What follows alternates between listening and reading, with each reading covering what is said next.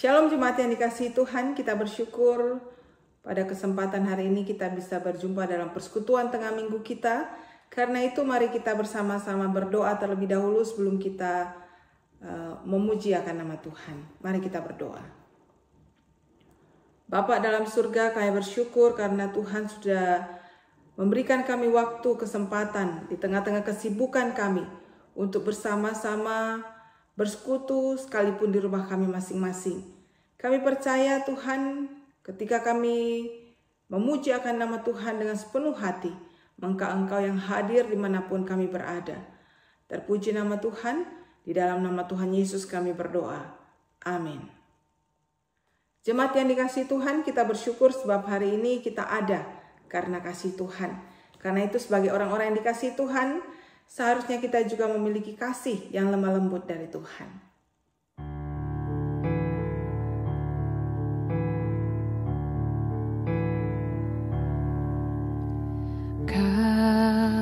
Kasih pasti lemah lembut,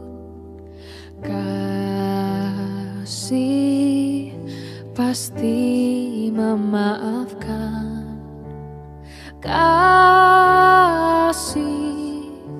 pasti murah hati, kasih-Mu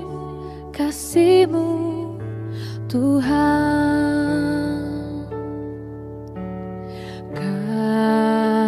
Kasih pasti lemah lembut, kasih pasti memaafkan, kasih pasti murah hati, kasih-Mu Tuhan. Ajarilah kami ini saling mengasihi, ajarilah kami ini saling mengampuni, ajarilah kami ini kasih-Mu ya Tuhan, kasih-Mu kudus tiada batasnya.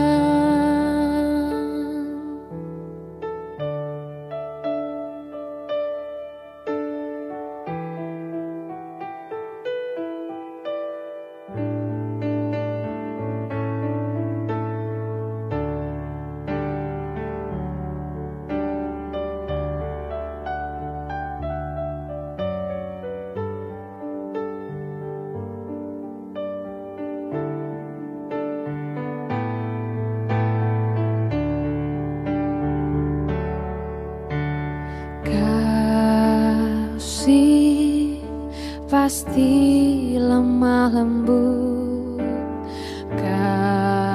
kasih pasti memaafkan, kasih pasti murah hati, kasih-Mu Tuhan. Ajarilah kami ini saling mengasihi, ajarilah kami ini saling mengampuni, ajarilah kami ini kasih-Mu ya Tuhan, kasih-Mu kudus tiada batasnya. Ajarilah kami ini saling mengasihi, ajarilah kami ini saling mengampuni, ajarilah kami ini kasih-Mu ya Tuhan, kasih-Mu kudus tiada batasnya, kasih-Mu kudus tiada batasnya, kasih-Mu kudus tiada batasnya.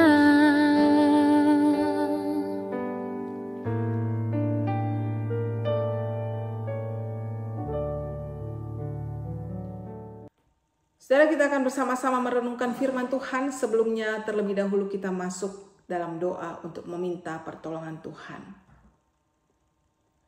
Bapa dalam surga, tenangkan hati setiap kami, agar firman Tuhan yang akan kami baca dan kami renungkan bersama ini, sungguh-sungguh bisa kami mengerti dengan baik dan juga bisa kami lakukan setiap saat dalam kehidupan kami.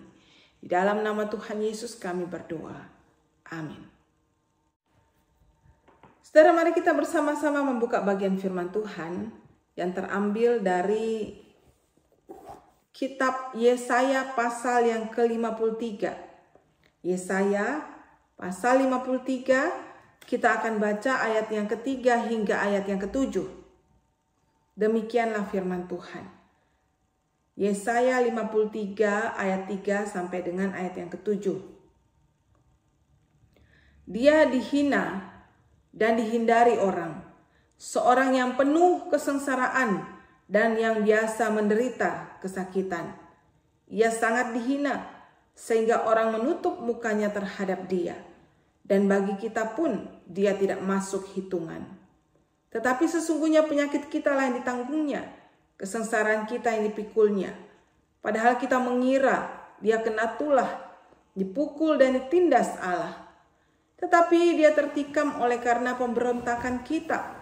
Dia diremukkan oleh karena kejahatan kita. Ganjaran yang mendatangkan keselamatan bagi kita ditimpakan kepadanya.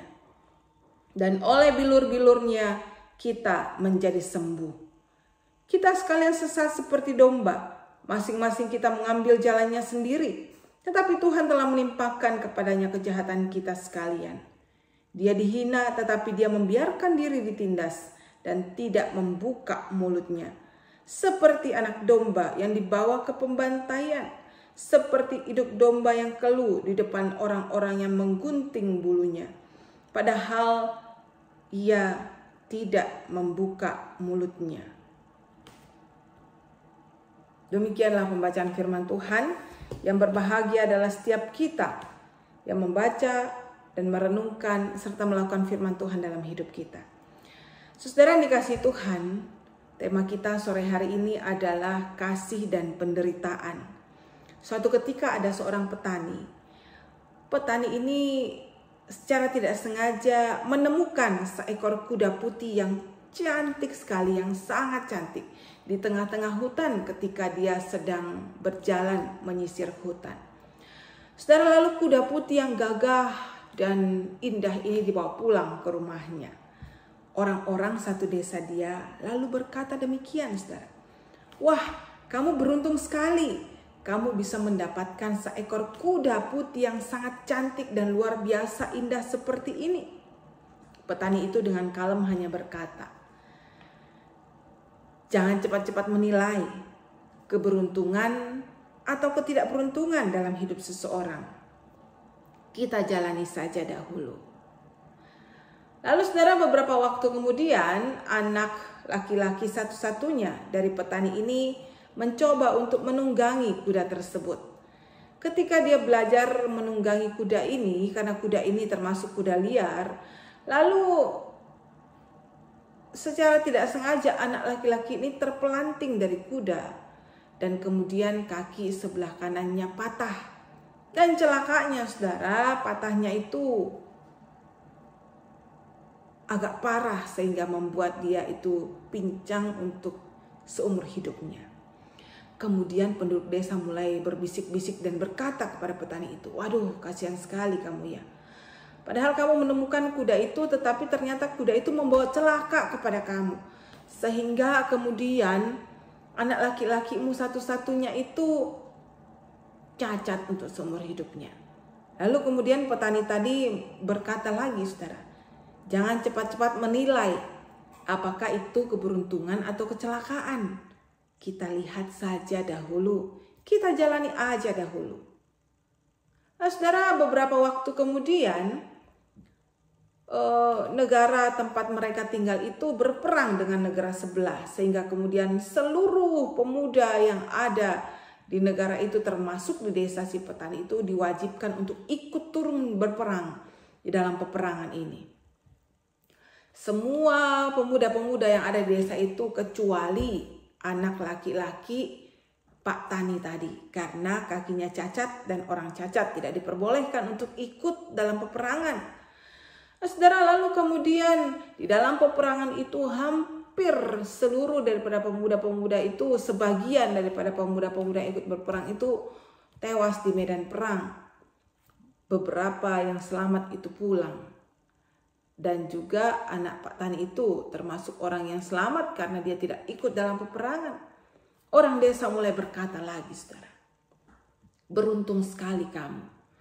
Ternyata anak laki-lakimu kakinya patah, tetapi itu membuat dia tidak usah ikut dalam peperangan. Sehingga kamu tidak perlu kehilangan anak laki-lakimu. Petani tadi mulai berkata, kalian ini harusnya berhenti untuk menilai kehidupan orang. Apakah itu keberuntungan ataukah itu kecelakaan? Kita jalani saja hidup ini. Karena hidup ini memang penuh dengan berbagai macam peristiwa. Ada peristiwa yang membahagiakan, ada peristiwa yang membuat kita sedih, ada peristiwa yang engkau katakan itu keberuntungan, tetapi ada juga peristiwa yang engkau katakan itu kecelakaan. Semuanya itu harus kita jalani supaya kita bisa lebih memaknai kehidupan setiap kita. Saudara yang dikasih Tuhan, kasih dan penderitaan itu tema kita pada sore hari ini. Biasanya kalau kita menyebut kasih, maka itu pasti hal yang jauh daripada penderitaan, saudara. Tidak ada orang itu mengatakan, aku mengasihi engkau, lalu kemudian dia membiarkan orang yang dikasihnya itu menderita. Tetapi kasih dan penderitaan itu juga merupakan satu hal yang berkaitan satu dengan yang lainnya. Mungkin ibarat mata uang dengan dua sisi, saudara. Karena penderitaan juga adalah salah satu bagian dari kasih. Dan kalau kita mengasihi seseorang, maka kita harus rela untuk menderita bagi orang tersebut. Saudara yang dikasihi Tuhan, apa yang dituliskan di dalam Yesaya itu juga mirip dengan cerita dari Pak Tani tadi, saudara. Di dalam ayat 3 dikatakan ia dihina dan dihindari orang. Seorang yang penuh dengan kesengsaraan dan yang biasa menderita kesakitan. Dia sangat dihina sehingga orang menutup muka terhadap dia. Bahkan bagi kita pun dia tidak masuk hitungan. Bagi orang-orang Israel, saudara, orang kalau terlalu hidupnya itu menderita sekali, orang kalau hidupnya itu penuh dengan penderitaan, maka dia langsung dinilai sebagai orang ini adalah orang, kalau mungkin bahasa kita itu membawa sial, orang hidupnya tidak bagus, orang hidupnya itu penuh dengan kecelakaan, bahkan orang tidak mau dekat-dekat dia. Orang sakit, orang cacat, orang penuh penderitaan, gak ada orang mendekat dia, saudara. Takut mungkin ketularan penderitaannya, atau mereka berpikir, saudara, bahwa orang ini menderita, orang ini sakit, orang ini mengalami kesengsaraan, pasti ada dosa yang disimpannya, pasti ada dosa yang belum diselesaikannya. Penderitaan itu berkaitan dengan dosa. Padahal tidak semua penderitaan, tidak semua sakit penyakit itu adalah akibat dari dosa. Bisa jadi juga ada faktor-faktor lain penyebabnya, saudara. Apa yang dituliskan di Yesaya ini adalah gambaran daripada nubuatan, daripada kehidupan Tuhan Yesus yang datang ke dunia, yang digambarkan sebagai hamba yang menderita, yang melihat wajahnya pun orang-orang tidak mau, saudara, saking berat penderitaan yang Tuhan alami. Padahal apa yang Tuhan lakukan dengan penderitaannya, dengan kesulitan yang dihadapi, dengan penyiksaan yang dihadapi, itu semua karena Tuhan mau menunjukkan kasih-Nya kepada kita. Supaya kita ini yang seharusnya mengalami penderitaan itu dibebaskan dari penderitaan tersebut. Jadi dengan kata lain, Tuhan Yesus rela untuk menanggung semua penderitaan itu, supaya saudara dan saya itu memperoleh hidup yang kekal. Itu kasih Tuhan untuk kita. Kasih dan penderitaan Satu paket yang harus Tuhan pikul ketika ia ada di kayu salib. 2 hari lagi kita akan merayakan Jumat Agung. Jumat Agung itu adalah momen di mana kita merenungkan kembali kasih Tuhan. Ketika kita merenungkan kasih Tuhan, maka di sana kita juga menghayati bahwa penderitaan yang Tuhan hadapi, yang harus Tuhan hadapi, yang rela Tuhan pikul, itu demi saudara dan saya.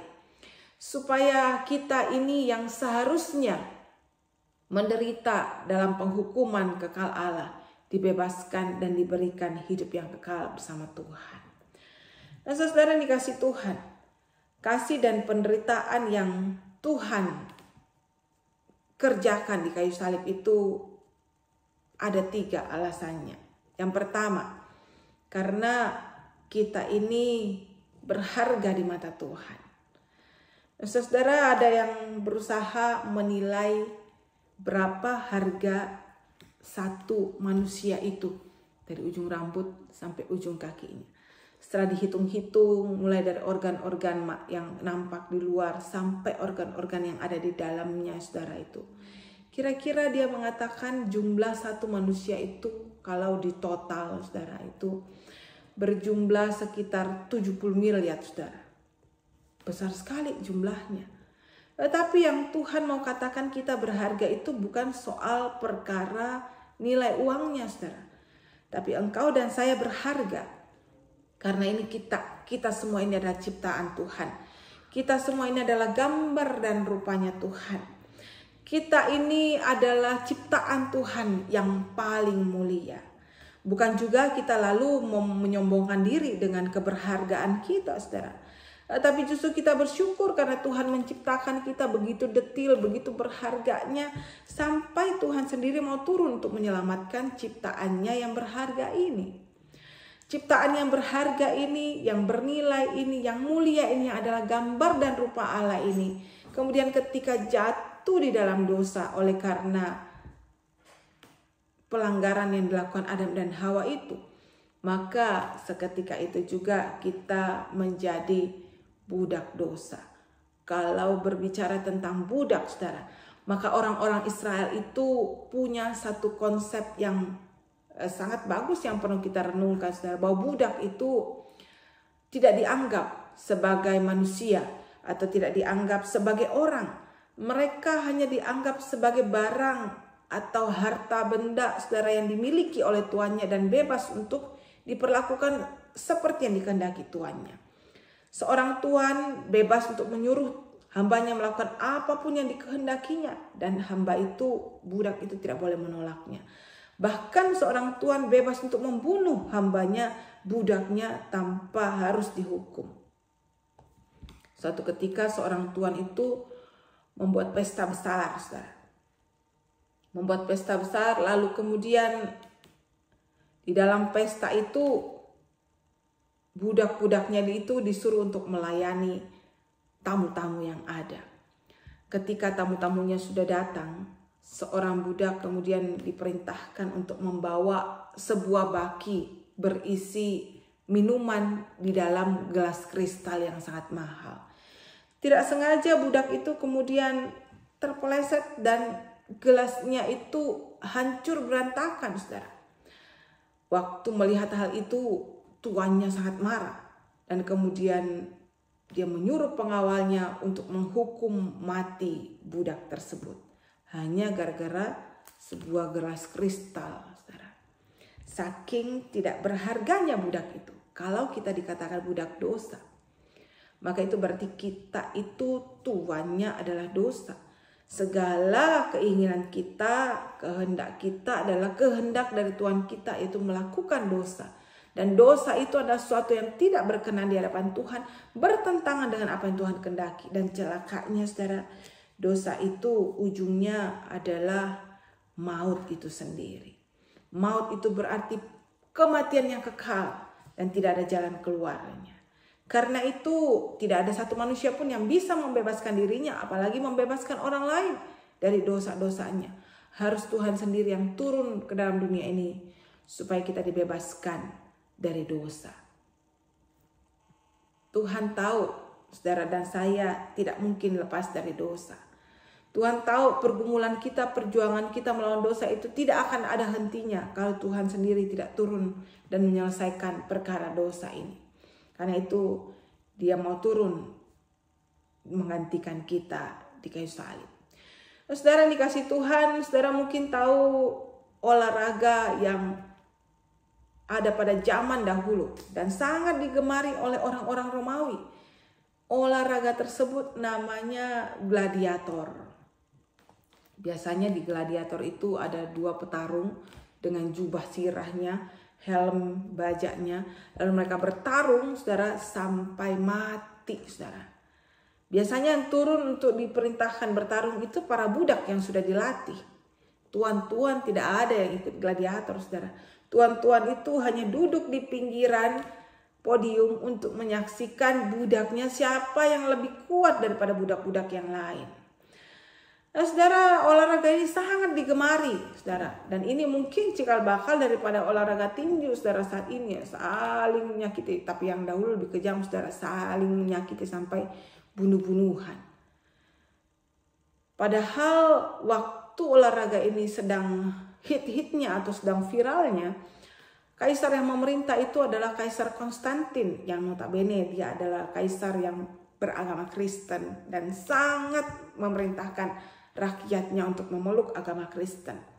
Tapi kekristenan mereka kekristenan yang tanpa kasih. Sampai suatu ketika ada seorang guru agama bernama Telemachus, saudara. Dia mau menghentikan olahraga yang kejam ini. Kemudian di tengah-tengah pertarungan gladiator itu, Telemachus itu tiba-tiba loncat turun ke dalam podium tanpa mengenakan baju sirah, saudara. Di tengah-tengah pertarungan para gladiator yang tidak bisa dihentikan lagi. Dan tentu saja hal itu membuat dia terpelanting sana sini, terkena tinjuan dan lain sebagainya tanpa baju sirah. Dan akhirnya Telemachus itu meninggal karena luka-luka yang parah.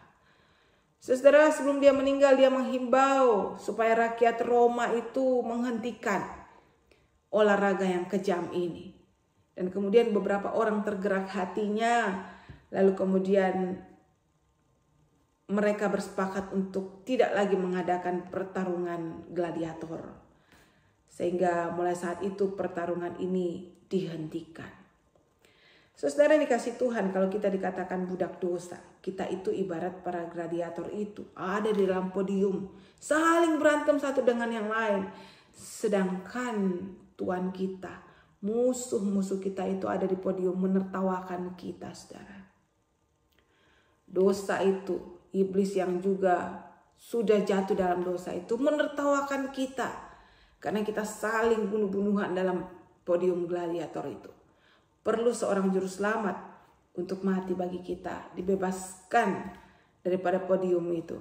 Dan Tuhan melakukannya untuk saudara dan saya. Karena kita berharga, Tuhan ingin gambar dan rupanya kembali menjadi ciptaan yang mulia bagi Tuhan. Nah itu Yesaya menuliskan hal ini, saudara, untuk setiap kita. Tetapi dia tertikam oleh karena pemberontakan kita. Dia diremukkan oleh karena kejahatan kita. Ganjaran yang mendatangkan keselamatan bagi kita ditimpakan kepadanya, dan oleh bilur-bilurnya kita menjadi sembuh.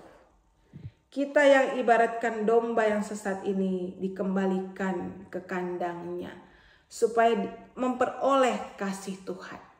Kasih yang Tuhan berikan diiringi dengan penderitaan yang harus dia jalani.